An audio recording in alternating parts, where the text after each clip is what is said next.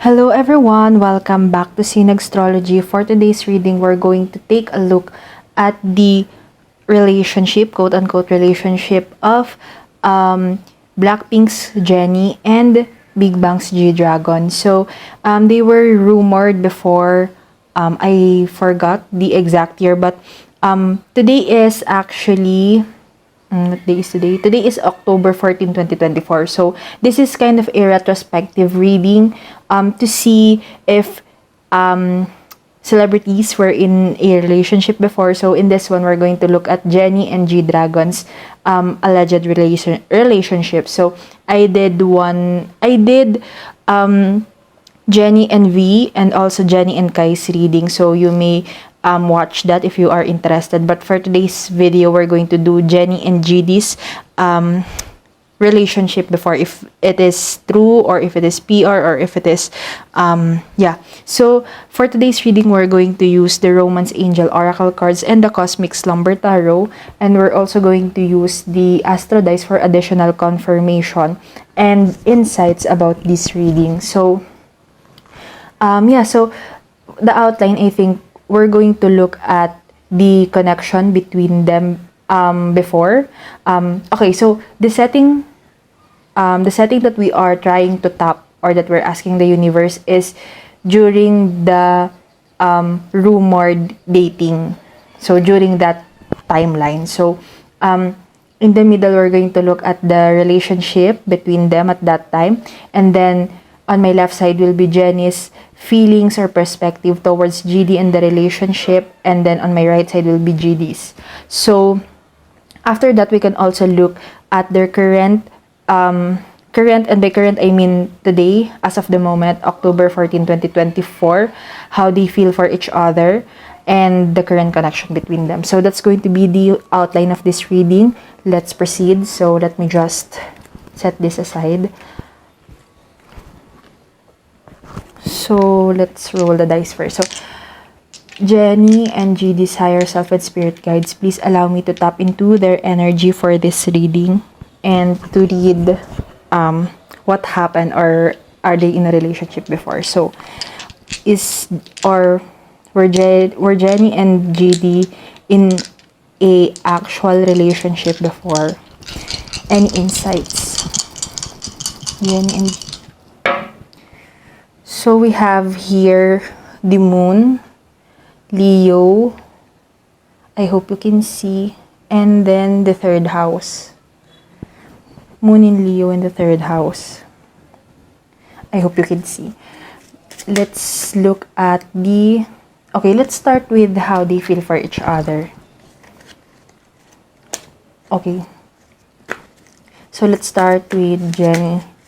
Jennie's feelings towards GD and the connection during that time.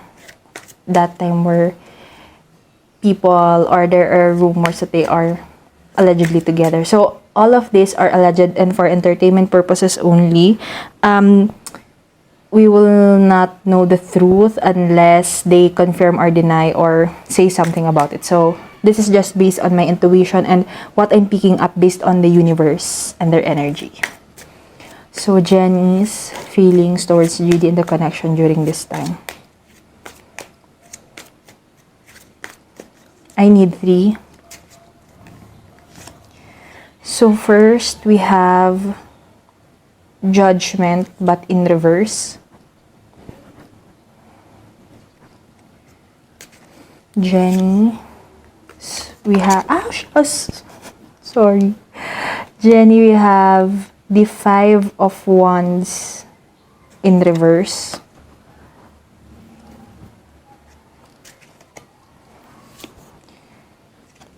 And then we have 7 of Swords in reverse. That's for Jennie.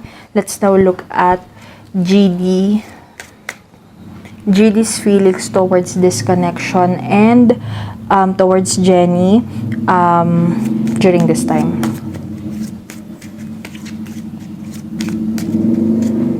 I need 3. We have the Hierophant.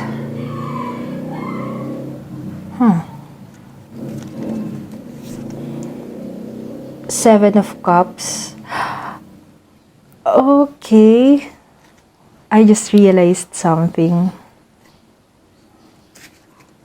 Wait. King of Swords. In reverse. Wait, I'm having chills. I'm so sorry if that's annoying. But yes, so anyway, excuse me. Let's look at the what do you call that? The connection between them during this time. What's going on between them? Jennie and GD.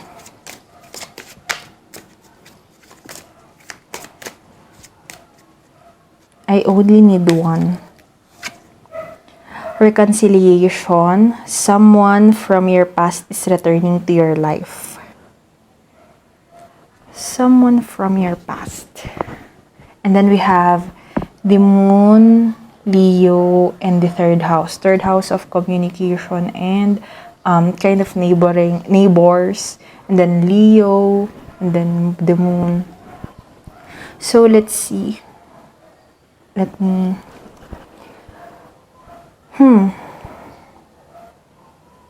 So first, let me talk about GD because his energy was very present as I get the cards. So, on GD's side, with the Hierophant, Seven of Cups, and King of Swords, okay, just by him alone, this is a PR move on GD's side, allegedly for entertainment purposes only.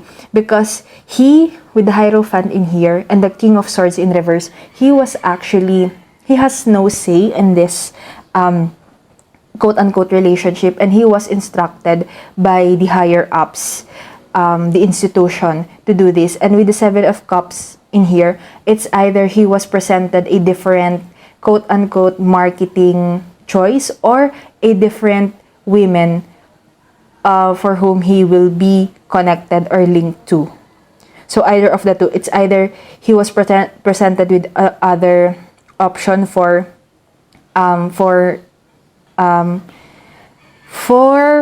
whatever marketing is this or whatever publicity is this, or a different option of a woman who's going to be linked to him.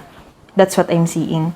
With the King of Swords in here, I see this as him not being able to voice out his opinion or not having a say in this matter. It was basically directed by the higher ups, whoever has the influence or who has the final say in the company or in the decision. Yeah, so whoever is the deciding body or the deciding factor. For Jennie, Five of Torches in reverse. Seven of Swords. Judgment. Why do I feel like, because you can see the Seven of Swords in here and the Five of Torches. It's in the it's in the what do you call that, reverse. And I feel like on Jennie's side, she's very kind of passive, allegedly for entertainment purposes only. I feel like, I feel like by this time Jennie is kind of jaded somehow, or she already knows how the public will react and she doesn't care anymore. Like with the Judgment in here, she kind of doesn't care. Like she knows the backlash that she will get, but she's kind of, yeah, she's going along with the flow. That's what I'm feeling.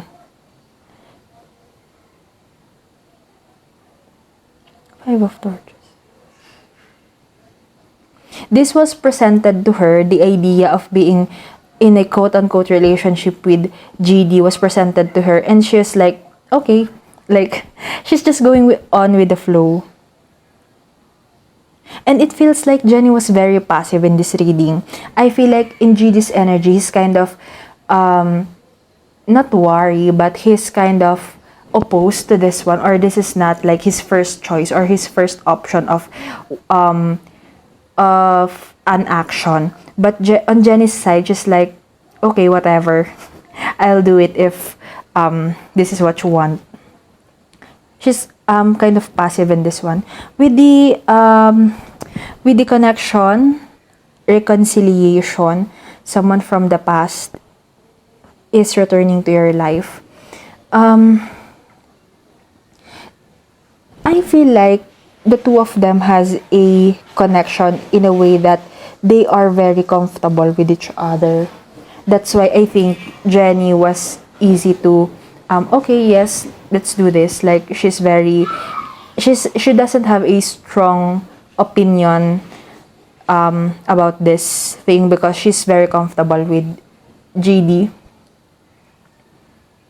which kind of makes sense because I believe they knew each other since Jennie was a teenager, so they kind of have a lot of familiarity. And not in a creepy way, just like just knowing each other for a long time. So this is not a stranger to her.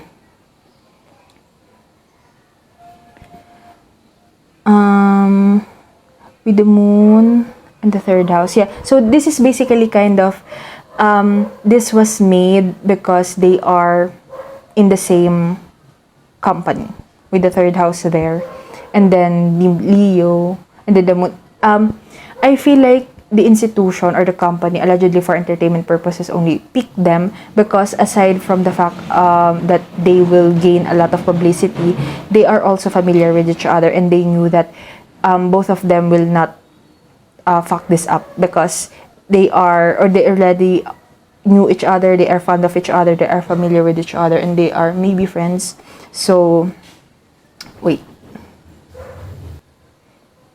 So, I just opened the light. I'm so sorry for the to the poor lighting a while ago, but yeah. So, I hope you were able to see the cards. Let's now move on to their current okay, before we continue with the next reading. Excuse me. Before we continue with the next question, to summarize what we have read in this one, it feels like GD is this is kind of another PR relationship, and Jennie was slowly kind of being a PR queen, but this is at least the way I see it, or the way I saw it. It's a PR relationship, allegedly for entertainment purposes only, and GD, this was presented to them. GD, this is not GD's first choice. She is not GD's first choice. Like, this is not, GD was basically allegedly for entertainment purposes only, kind of forced to do this publicity stunt with Jennie. Well, Jennie is very passive. She's going along with the flow, and this was presented to her, and then because of familiarity with GD, because of the familiarity between them, she was able to say okay, or go along with this. And yeah, so this is basically that, and the reason why they are is because they are, aside that from people will surely talk about them, they are also in the same company, so it's easy to maneuver or do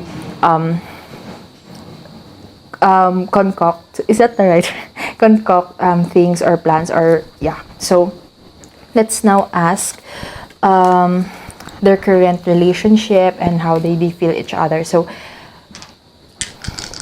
Jennie and GD's current feelings towards each other and their current relationship. So we have Pluto, 10th house, and Libra. So they are amicable, I think. So far. Why does it... 10th house, yes. Okay. So let's do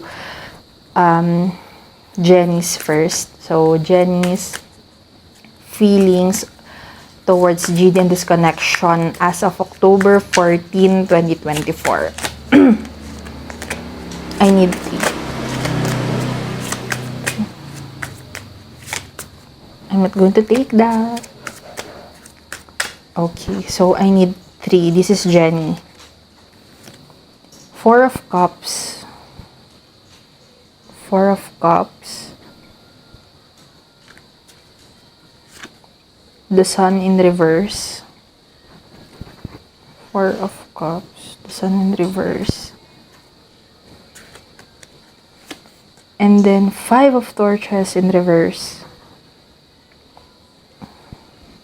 For GD, GD's current feelings towards this connection and Jennie. October 14, 2024.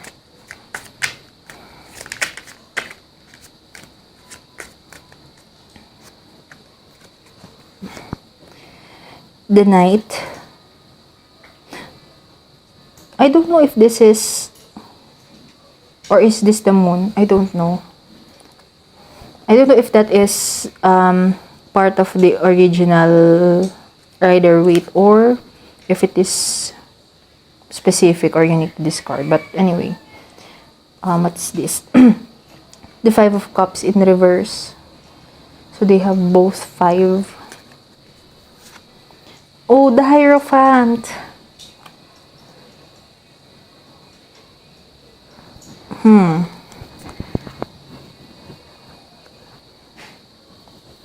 Let's see. The current relationship of Jennie and GD, October 14, 2024.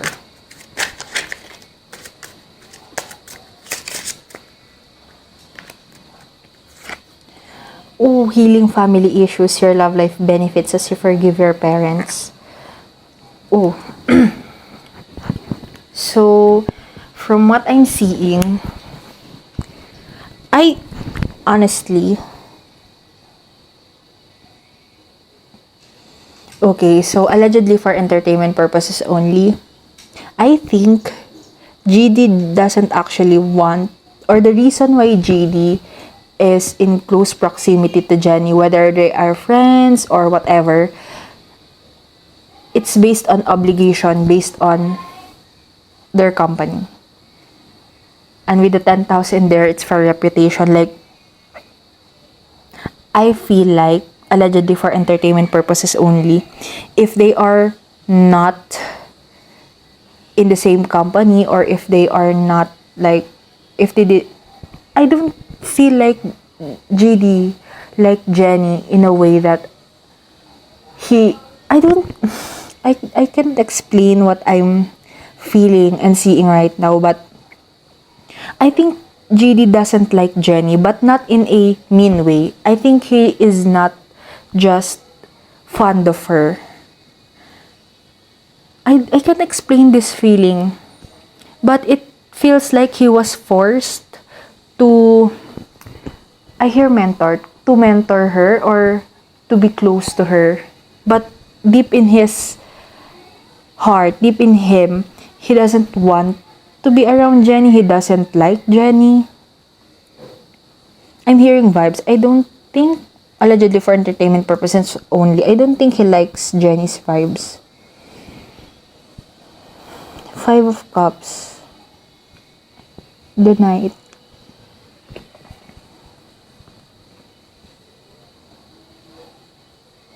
Yeah, I feel like this relationship or their connection is forced by the company and GD doesn't like it.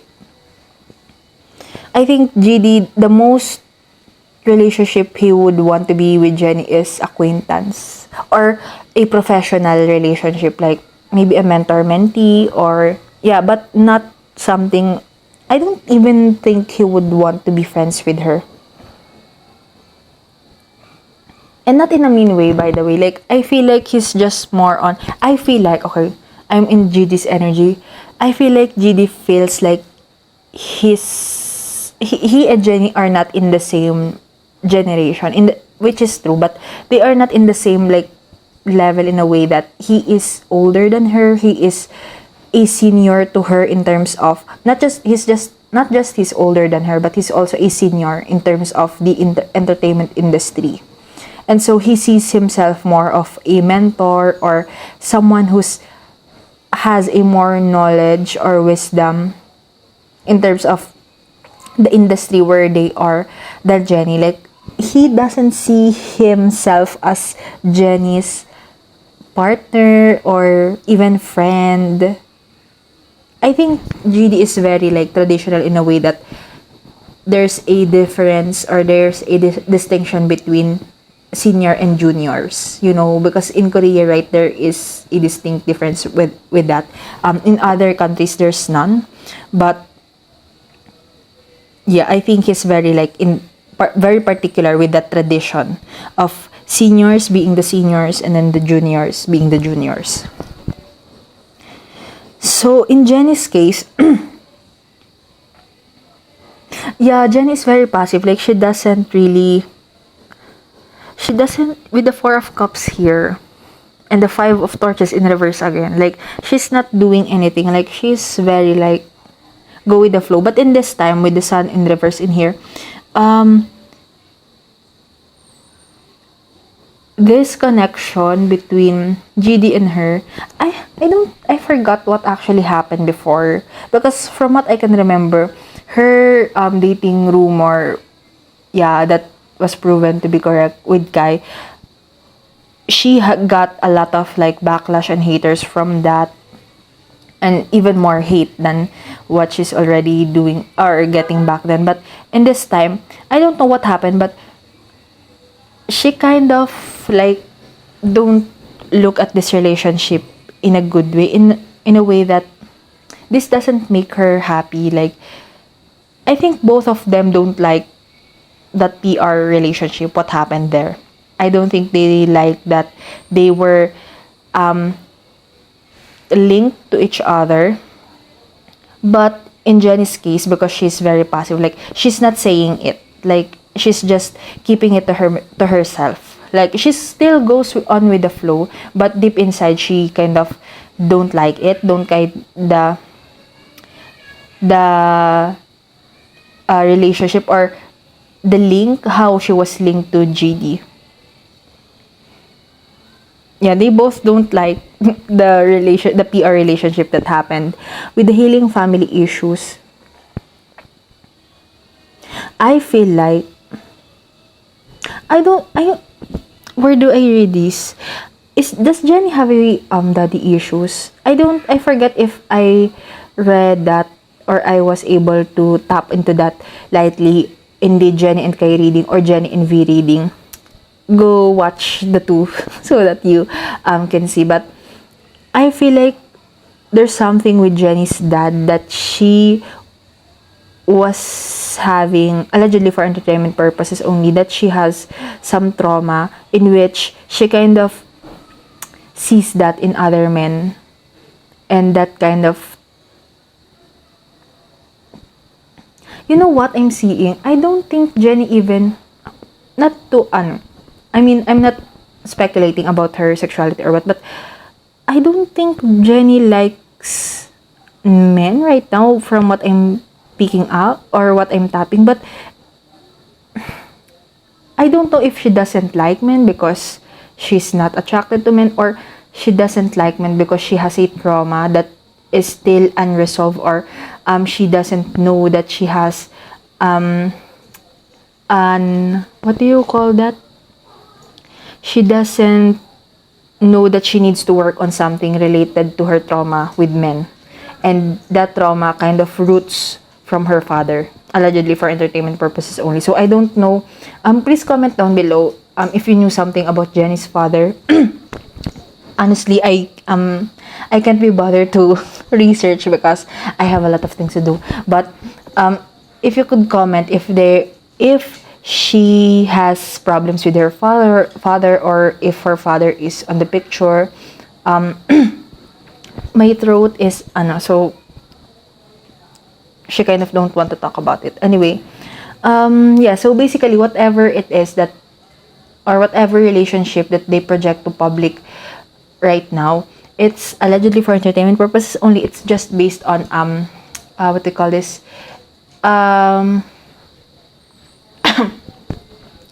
based on professionalism, like that. Like I don't even think they like each other. Yeah, so that's what I'm seeing right now. Yeah, that's it, I think. Thank you so much for watching this video. And yeah, if you like me doing retrospective readings on couples, former couples, or whatever, please comment down below. Don't forget to like, comment, subscribe, and I hope to see you on my next one. Take care. Bye-bye.